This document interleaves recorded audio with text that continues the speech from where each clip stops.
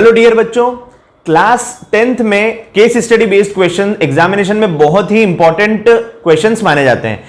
4 case study based question आपकी final exam में आएंगे। एक क्वेश्चन जो रहेगा केस स्टडी का वो 4 मार्क का रहेगा, तो टोटल 16 मार्क्स आपको इसमें मिलने वाले हैं। ये 16 मार्क्स कमाना बहुत ही आसान है। 5 एमसीक्यू रहते हैं एक केस स्टडी क्वेश्चन में और उनमें से सिर्फ 4 आपको अटेम्प्ट करने होते हैं। तो इसके ऊपर एक सीरीज पूरी हमने लॉन्च की हुई है जिसके अंदर आपको हर चैप्टर की जो केस स्टडी है उसके सॉल्यूशंस मिल जाएंगे। ये जो केस स्टडी क्वेश्चंस हमने ली है ये सीबीएसई की ऑफिशियल वेबसाइट पे ही मिल जाएंगे, आपको वहां पे अवेलेबल है। उसी के क्वेश्चन के सॉल्यूशन हम आपको कंसेप्ट सहित बताने वाले हैं। हर क्वेश्चन का जो कंसेप्ट रहेगा वो भी हम आपको एक्सप्लेन करेंगे। सभी वीडियो की जो लिंक है वो आपको डिस्क्रिप्शन बॉक्स में मिल जाएगी। तो चलिए स्टार्ट करते हैं। बात करते हैं हम पहले क्वेश्चन की और सॉल्व करते हैं पहला वाला क्वेश्चन। पहला क्वेश्चन जो है वो रियल नंबर से है। Case study number 1, to enhance the reading skills of grade 10 students the school nominates you and your two of your friends to set up a class library. There are 2 section, section A and section B of grade 10। There are 32 students in section A and 36 students in section B. देखिए क्या बताया है, school में आपके 2 sections हैं, ठीक है, class 10th के, जिसके अंदर सेक्शन ए में आपके टोटल 32 स्टूडेंट्स हैं, सेक्शन बी में टोटल 36 स्टूडेंट्स हैं। फाइन। अब आगे ये हो गया। देखिए यही होती है केस स्टडी की, आपको एक केस दिया हुआ है, इसको स्टडी करना है और इसके ऊपर बेस्ड कुछ क्वेश्चंस का सॉल्यूशन देना है आपको। अब यहाँ पे उसने पहला क्वेश्चन जो पूछा है वो पूछा है what is the minimum number of books you will acquire for the class library so that they can be distributed equally amongst the student of section A और सेक्शन बी। अब हमको ये बताना है कि कितनी बुक्स हम टोटली खरीदें ताकि हम सेक्शन ए और सेक्शन बी के दोनों के स्टूडेंट को इक्वली इसको डिस्ट्रीब्यूट कर सकें। अब अगर हमको इस क्वेश्चन को सॉल्व करना है तो डेफिनेटली हमको ये पता है कि इस क्वेश्चन में एलसीएम निकालना पड़ेगा ताकि हम टोटल नंबर ऑफ बुक्स निकाल सकें और ये पता कर सके कितनी बुक हमको खरीदना है। तो हमारे पास में 2 नंबर है 32 एंड 36। 32 के अगर हम फैक्टर्स निकालते हैं तो 32 के फैक्टर्स आएंगे 2, 16, 2, 8, 2, 4, 2, 2, 2, 1। और इसी बात पे अगर हम 36 के फैक्टर्स निकाल तो 36 के फैक्टर्स आएंगे 2, 18, 2, 9, 3, 3, 3, 1। ठीक है। अब आगे बढ़ते हैं हम और 32 के फैक्टर्स को लिखते हैं 2 इंटू 2 इंटू 2 इंटू 2 इंटू 2।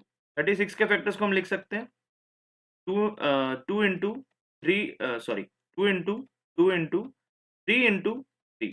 अब देखिए एलसीएम निकालने के लिए, एलसीएम अगर हमको लेना है, अगर हमें एलसीएम लेना है इन दोनों नंबर्स का तो क्या आ जाएगा। सबसे पहले तो 2 कॉमन फैक्टर है, इसलिए 2 जो सबसे ज्यादा बार आया हुआ है 2 वो हमको लेना पड़ेगा। तो 5 टाइम्स 2 हम ले लेते हैं, 2 इंटू 2 इंटू 2, 2 इंटू 2। और 2 बार 3 हमारे पास में है अवेलेबल, तो 2 बार को 3 को भी लेना पड़ेगा। तो टोटल हमारे पास में हो गया 2 into 2 into 2 into 2 into 2, 3 into 3। अब इसकी वैल्यू क्या आ जाएगी टोटल, तो 2 टू द 4, ये तो टोटल आ गया 32 और ये आ रहा है 9। तो 32 इंटू 9 कितना आ जाएगा आपका, 32 इंटू 9, 9 टू 18, कैरी ओवर 1, 9 3 27, 28। तो 288C is your correct option. ठीक है।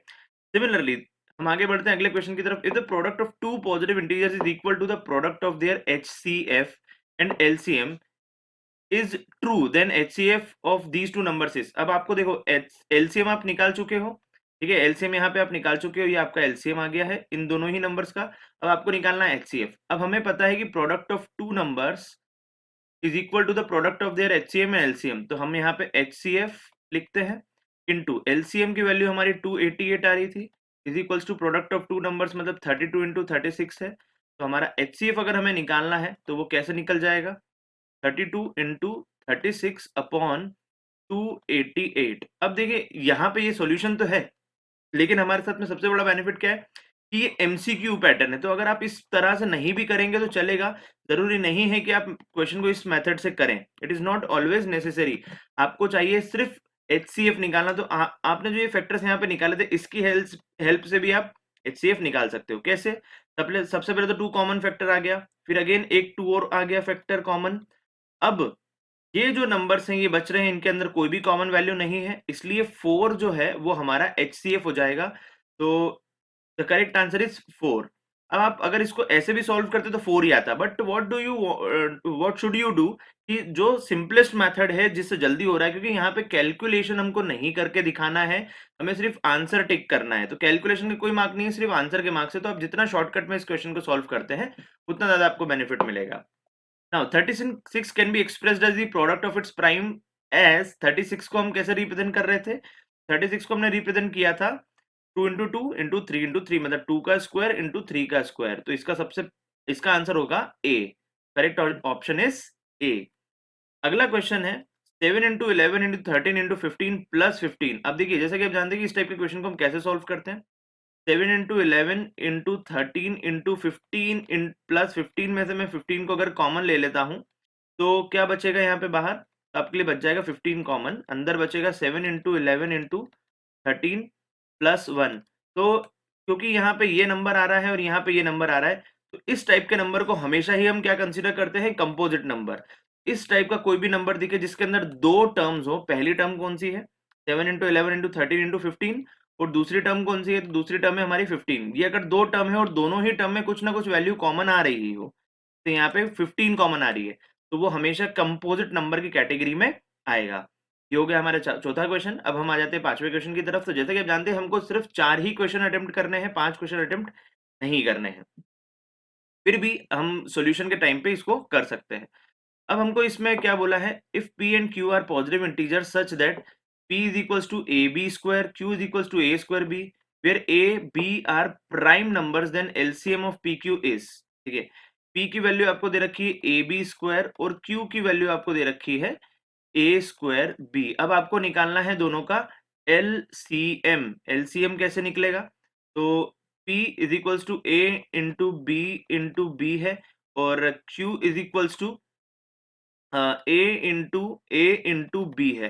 तो पी क्यू का एलसीएम क्या आ जाएगा, LCM is equals to A into B. तो A square into B square हमारा एलसीएम हो जाएगा। क्यों, क्योंकि यहाँ पे ए 2 बार आ रहा है, यहाँ पे एक बार ही आ रहा है ए, और यहाँ पे 2 बार आ रहा है, तो 2 बार ए लिखेंगे। फिर बी यहाँ पे 1 बार आ रहा है और यहाँ पे 2 बार आ रहा है, तो यहाँ पे बी को 2 बार लिखेंगे। तो ये ए स्क्वायर इंटू बी स्क्वायर हमारा एल सी एम आ गया है। तो फाइनली हमारा आंसर क्या है इसके लिए, बी। हम चेक कर लेते हैं, हमारा पहले का आंसर सही है, दूसरे का सही है, तीसरे का सही है, चौथे का भी कंपोजिट नंबर सही है, पांचवे का भी आंसर सही है। तो हमारा फर्स्ट चैप्टर की पहली केस स्टडी खत्म। दूसरी केस स्टडी की तरफ बढ़ते हैं। देखिए केस स्टडी के साथ साथ में हम अपने जो कंसेप्ट है वो भी क्लियर करते जा रहे हैं। अगर आपको कोई डाउट है तो आप कंसेप्ट को कमेंट बॉक्स में कमेंट करके पूछ सकते हैं।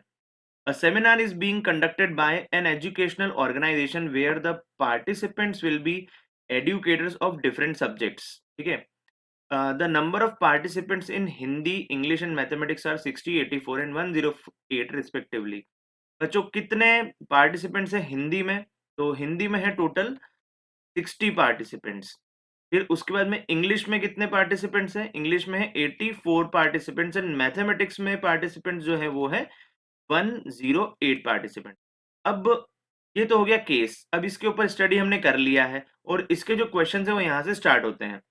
In each room the same number of participant are to be seated and all of them being in the same subject, hence the maximum number of participants that can accommodate in each room are।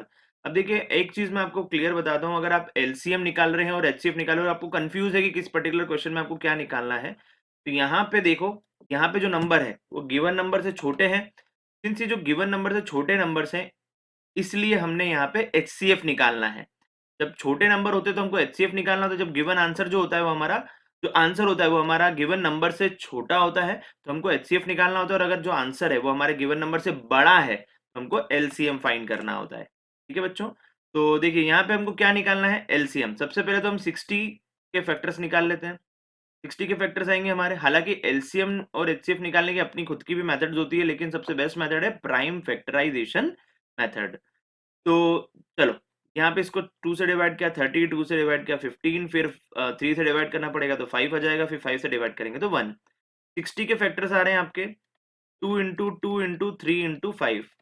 अगले number की तरफ बढ़ते हैं 84। 84 को factorise करते हैं, 2 4 जा 8, 2 2 जा 4, 2 2 जा 4, 2 1 जा 2, 3 से डिवाइड होगा 7, 7 से डिवाइड होगा 1। तो अब हमारे 84 के भी फैक्टर्स आ गए बच्चों, 2 2 3 एंड 7।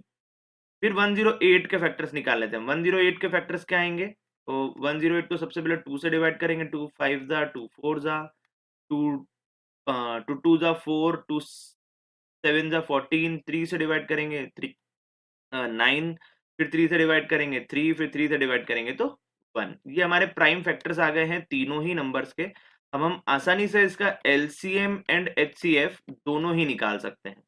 सबसे पहले हमें निकालना है एचसीएफ। एचसीएफ के लिए हमें ये तो एक नंबर 2 कॉमन आ गया, दूसरा नंबर अगेन 2 कॉमन आ गया क्योंकि तीनों में ही कॉमन है, और तीसरा नंबर हमारा जो कॉमन आ रहा है वो 3 है क्योंकि तीनों के अंदर कॉमन आ रहा है। तो हमारा HCF of these three numbers क्या हो जाएगा?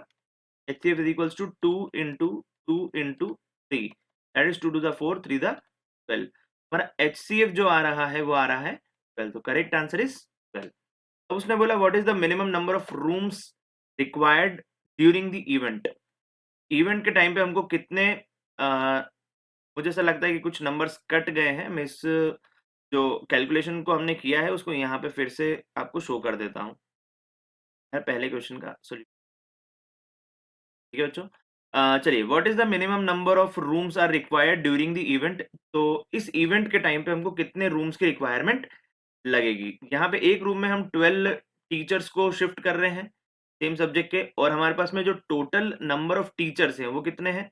108 प्लस 84 प्लस 60, इन तीनों नंबर्स को ऐड कर दो, कितना आ जाएगा? 2 8 प्लस 1 9 प्लस 6 15 की 5 कैरी ओवर 1 2। अब 252 को डिवाइड कर दो 12 से, फिर टोटल नंबर ऑफ रूम्स हमको चाहिए। तो एक रूम में अगर 12 लोग बैठ रहे हैं तो 252 लोग कितने रूम्स में शिफ्ट हो सकते हैं? तो 252 इज डिवाइडेड बाय 12, तो आ जाएगा आपका आंसर 2 12 2 जा 24 कैरी ओवर 1 2 12 1 जा 2, तो 21 इज द करेक्ट आंसर। ऐसे आपको जल्दी-जल्दी इनका सॉल्यूशन करना है, आपको कैलकुलेशन पूरा शो करने की ज़रूरत नहीं है, आपको सिर्फ जल्दी-जल्दी सॉल्यूशन करके आगे बढ़ना है। अगला क्वेश्चन है हमारा एलसीएम ऑफ 60, 80 एंड 108 इज़। अब देखिए बच्चों, यहाँ पे मैंने आपको ये नंबर शो कर दिए हैं। अब इसमें एलसीएम निकालने के लिए आपको मैं बता देता हूँ क्या करना रहेगा। एलसीएम जो निकलेगा वो तीनों का निकलेगा। अब सबसे पहले तो जो कॉमन नंबर है 2, 2 देखो, 2 सबसे ज़्यादा बार किधर आया हुआ है? इसमें भी 2 बार है, इसमें भी 2 बार है, इसमें भी 2 बार है। तो हम 2 को 2 बार ले लेंगे। फिर अगले नंबर पे जाते हैं जो कॉमन है तीनों में, वो है 3। तो 3 सबसे ज़्यादा बार किसमें आया हुआ है? इसमें 1 बार है, इसमें 1 बार है, इसमें 3 बार है। 3 बार 2 को लेना पड़ेगा, सॉरी 3 बार 3 को लेना पड़ेगा। फिर उसके बाद में अब 5 कॉमन नहीं है लेकिन अवेलेबल तो है, तो 5 आ जाएगा, और फिर उसके बाद में 7 को लेना पड़ेगा। 7 भी इंडिविजुअल है, 7 को लेना पड़ेगा। तो इसका आंसर मैं आपके ऊपर छोड़ता हूँ, इसका आंसर क्या है? आप सही आंसर कमेंट बॉक्स में कमेंट करके बताएंगे, ठीक है। अब अगले क्वेश्चन पे बढ़ते हैं हम, क्वेश्चन नंबर 4 पे। The product of HCF and LCM of 60, 84 and 108 is. HCF और एलसीएम का प्रोडक्ट हमको निकालना है। तो एलसीएम आप निकाल चुके होंगे और एचसीएफ आपको हमने निकाल के दे दिया है। एचसीएफ इसका आ रहा था 12, ठीक है, एचसीएफ इसका 12 आ रहा था। तो जो आपका आंसर होगा 12 इंटू जो एलसीएम का आंसर आया होगा उसको सॉल्व करके आप इसका आंसर निकालेंगे, और इसके आंसर को भी कमेंट बॉक्स में कमेंट करके बताएंगे। 108 can be expressed as the product of its prime. बेटा प्रोडक्ट ऑफ इट्स प्राइम पे बेस्ड ना एक क्वेश्चन डेफिनेटली एग्जाम में आता है। अगर केस स्टडी कोई क्वेश्चन नहीं आएगा तो ये सपोज करो कि नॉर्मल क्वेश्चन के फॉर्म में आ सकता है। तो चलिए, क्या है 108 के फैक्टर्स? तो 108 के अंदर जो फैक्टर्स आ रहे थे वो आ रहे थे 2 की पावर 2 और 3 की पावर 3। 2 की पावर 2 एंड 3 की पावर 3 हमारा आंसर था। तो इसका करेक्ट आंसर है 2 की पावर 2, 3 की power 3, that is D. D is the correct answer. अब आगे बढ़ते हैं, ये आंसर यहाँ पे मेंशन है, अगर आपको कोई डाउट है तो आप यहाँ से आंसर चेक कर सकते हैं। अब हम बढ़ते हैं केस स्टडी नंबर 3 की क्वेश्चन, पहले चैप्टर की केस स्टडी नंबर 3 की तरफ बढ़ जाते हैं और हम आगे बात करते हैं इसके अंदर कि mathematics exhibition is being conducted in your school and one of your friend is making model of factor tree. देखिए फैक्टर ट्री हम सभी ने पढ़ा हुआ है। He has some difficulty and ask for your help in completing a quiz for the audience. Observe the following factor tree and answer the following. अब देखिए यहाँ पे ये केस हमको दे रखा है, इसको हमने स्टडी किया और हमको पता चला कि यार एक नंबर है x जिसको फैक्टराइज किया हुआ है कुछ इस फॉर्म में, तो हमको सारे ही नंबर्स को फाइंड आउट करना है। तो जल्दी से हम फाइंड आउट कर लेते हैं इसको कैसे करेंगे। तो सबसे पहले हमको बोला है what will be the value of x, इस x की वैल्यू क्या है। तो डेफिनेटली 2 7 8 3 और 5, तो 5 का मल्टीप्लाई को करवाना पड़ेगा हमें। जैसे हम 5 का मल्टीप्लाई करेंगे तो हमको फैक्टर मिल जाएगा। तो जल्दी से 5 का मल्टीप्लाई करके इसका आंसर निकाल लेते हैं। 5 3 दा 15 का 5 कैरी ओवर 1। अब देखो लास्ट के दो जो डिजिट्स हैं उसमें 5 आ रहा है यहाँ पे, इन दोनों में 5 नहीं आ रहा है, तो ये जो दोनों आंसर है हमारे गलत है, इन दोनों की तरफ देखने की आपको जरूरत नहीं है। ये दो आंसर एलिमिनेट हो गए। अब एक और कैलकुलेट करते हैं हम। 5 8 जा 40, 40 प्लस 1 41 कैरी ओवर 4। तो 1 किस में आ रहा है, बी में आ रहा है, तो बी हमारा मोस्ट प्रोबेबली सही आंसर हो सकता है, पर फिर भी हम कैलकुलेट करके जल्दी से इसका सॉल्यूशन चेक कर लेते हैं। 7 5 जा 35 प्लस 4 इज 39 कैरी ओवर 3, 5 जा 10 plus 3 13, 13915 13915 is the correct answer, that is B is the correct answer. तो एक्स की वैल्यू हमारी क्या आ गई है। आगे बढ़ते हैं अगले क्वेश्चन में। What will be the value of Y, Y की वैल्यू क्या होगी। तो 2783 के फैक्टर्स निकालने पड़ेंगे इस बार हमको, ताकि हम इसको सॉल्व कर सकें इजीली।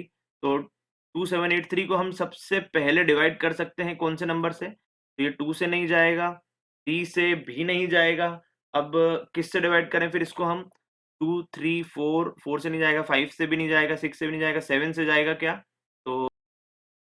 तो 7 से भी नहीं कैलकुलेट हो पा रहा है और इसको अगर हम सॉल्व करने की कोशिश करेंगे तो अगला प्राइम नंबर जो है वो है 11। 11 से चेक करते तो 11 से कैलकुलेट कैंसिल होगा क्या ये, तो 8 plus 2 10, 7 plus 3 is 10, 10 minus 10 is 0, yes, तो ये 11 से डिवाइड हो सकता है। तो 11 टू जा ये आ जाएगा, बचेगा यहाँ पे 5, 11 5 जा, और फिर यहाँ पे इसको डिवाइड कर रहे हैं हम, तो ये ऐसे डिवाइड होगा 250 11। अगला जो हमारा जो y है, y का वैल्यू क्या है, 11 आ गया है, y की जो वैल्यू है 11, क्योंकि 11 से डिवाइड हो सकता है और 253 हमारा बच रहा है, तो यहाँ पे y आ जाएगा 11। अगला जो नंबर है 253 को अगर हम फिर से डिवाइड करते हैं, 253 को हम 11 से फिर से डिवाइड करते हैं, तो हमारा नंबर क्या आ जाएगा 11। देखो y अगर आपको निकालना है तो या तो 2783 को आप दो पार्ट में डिवाइड कर लो फैक्टराइज करके, या आप इसको 253 से डिवाइड भी करोगे तो भी आपका आंसर निकल जाएगा। सिमिलरली अगर हमको 253 के बाद में z और 11 दो फैक्टर्स दिए हैं, तो z अगर हमको फाइंड करना है, तो z फाइंड करने के लिए हम 11 से 253 को डिवाइड कर सकते हैं। तो 11 2 जा 22, यहाँ पे कितना बचेगा 3, 23, तो ये आपका आंसर आ गया करेक्ट 23। z की वैल्यू आपकी आ गई है 23। अब हम आगे के क्वेश्चंस के आंसर करते जाते जल्दी जल्दी। What will be the value of y, y की वैल्यू क्या आ रही थी हमारी 11, तो इसका आंसर सी करेक्ट हो गया है।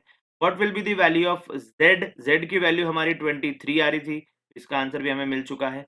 अगले क्वेश्चन की तरफ अगर हम बढ़ते हैं क्वेश्चन नंबर 4 की तरफ, तो according to fundamental theorem of arithmetic 13915 is a, देखिए 13915 को अगर आप देखोगे तो ये कौन सा नंबर है, कंपोजिट नंबर है, प्राइम नंबर है, neither prime nor composite, even number. Even नहीं है, सबसे पहले तो हमारा ये आंसर कैंसिल हो जाता है क्योंकि लास्ट में 5 डिजिट है। नाइदर प्राइम नॉर कंपोजिट, अब देखो ये तो इसके ऊपर डिपेंड करेगा कि पहले दो ऑप्शन में से कोई एक करेक्ट नहीं हो, पर 1 ही एक ऐसा नंबर होता है जो neither prime nor composite number होता है, तो ये आंसर भी खत्म हो गया है। बी प्राइम नंबर, तो प्राइम इसलिए नहीं है क्योंकि इसको जब हमने डिवाइड किया इस नंबर को, कौन से नंबर को, ये 13915, इसको हम फैक्टराइज कर सके मतलब ये फैक्टर्स निकाल सकते हैं इसके, और फैक्टर एक से ज्यादा फैक्टर है, इसका मतलब ये प्राइम भी नहीं है, तो क्या आंसर सही है, कंपोजिट नंबर आंसर सही है। ठीक है, अगले क्वेश्चन की तरफ बढ़ते हैं। The prime factorization of 13915 is, इसका प्राइम फैक्टराइजेशन हमने देख लिया है ऊपर, और इसका जो करेक्ट प्राइम फैक्टराइजेशन है वो है, देखो देख लीजिए आप यहाँ पे, तो जो प्राइम फैक्टराइजेशन है वो है 5 इंटू 11 इंटू 11 इंटू 23, ठीक है, 5 इंटू 11 इंटू 23 इसका वैल्यू हो जाएगा। तो 5 इंटू 11 का मतलब है सी आंसर हमारा करेक्ट है। 5 की पावर 1, 11 का 2, 23 की पावर 1, ये हमारा करेक्ट आंसर है। इस तरह से हमारे फर्स्ट चैप्टर के सारे क्वेश्चंस कंप्लीट हो जाते हैं। अगले वीडियो में हम बात करेंगे कैसे हम आगे के क्वेश्चन सॉल्व कर सकते हैं। तो इस वीडियो के लिए बस इतना ही। Thank you so much everyone for watching this video.